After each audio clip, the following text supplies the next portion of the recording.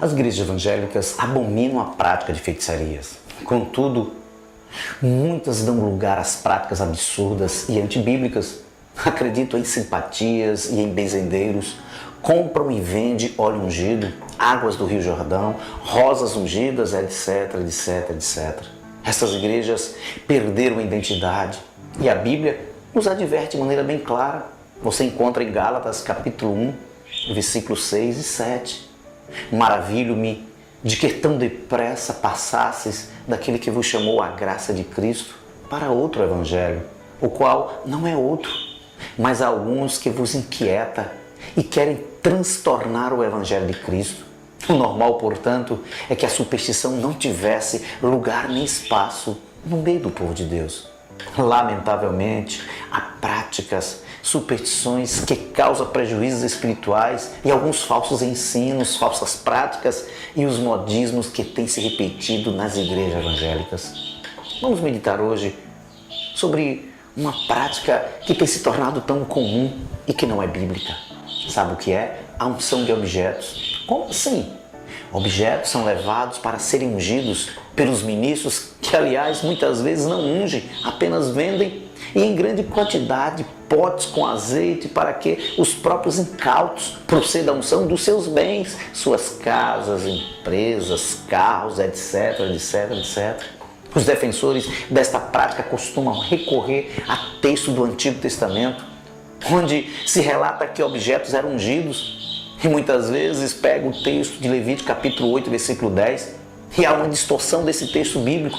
A unção de objetos é relatada na Bíblia única e exclusivamente no Antigo Testamento, tempo da lei, e tinha um objetivo conforme nos diz em Romanos capítulo 15, versículo 4. Porquanto tudo o que ali foi escrito e foi para o nosso ensino, saiba que o tabernáculo era a figura de Cristo, sombra da realidade espiritual que seria revelado plenamente com a sua vinda. Hebreus capítulo 8, versículo 5, conforme também Hebreus capítulo 10, versículo 1, desta maneira tem um significado simbólico. Jesus, que é tipificado pelo tabernáculo, seria ungido pelo Espírito Santo para cumprir a sua missão sobre a face da terra. Atos capítulo 10, versículo 38, Jesus cumpriu a sua missão. Logo, não há mais motivo para que se proceda à unção de objetos. Os objetos não são santificados ou consagrados pelo derramamento de azeite em si, mas sim nós, como filho de Deus, devemos possuir a unção do Espírito Santo e utilizarmos dos nossos bens para as boas obras, para que possa o nosso Pai ser glorificado. Está escrito em Mateus capítulo 5, versículo 16. Pessoas também não devem ser ungidas. Eram proibidas desde o Antigo Testamento, com exceção na sua separação para o ministério, que é o caso da unção dos profetas, reis e até sacerdotes. No Antigo Testamento está lá, mas isso apontava para o tríplice ofício de Cristo. Ele foi rei, Mateus capítulo 2, versículo 2, foi profeta, João 4, versículo 19, e sacerdote, Hebreus capítulo 6, versículo 20. Já no Novo Testamento, os ministros devem ter a unção do Espírito Santo, e no ato da separação, haver tão somente a imposição das mãos sobre os escolhidos. Atos capítulo 1, versículo 8, Atos capítulo 6, versículo 3, Atos capítulo 6, versículo 6, Atos capítulo 3, versículo 3, 1 Timóteo capítulo 4, versículo 14, são textos que abalizam tudo isso que estou dizendo.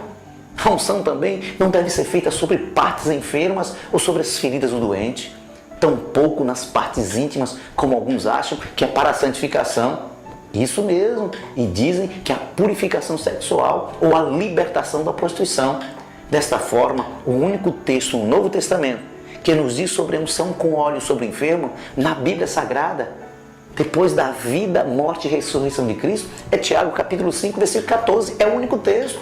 E verificamos que historicamente não era uma prática comum da igreja primitiva. Que possamos aprender uns com os outros e com a palavra de Deus. Eu aprendo com você, você aprende comigo. Que Deus em Cristo nos abençoe. Amém.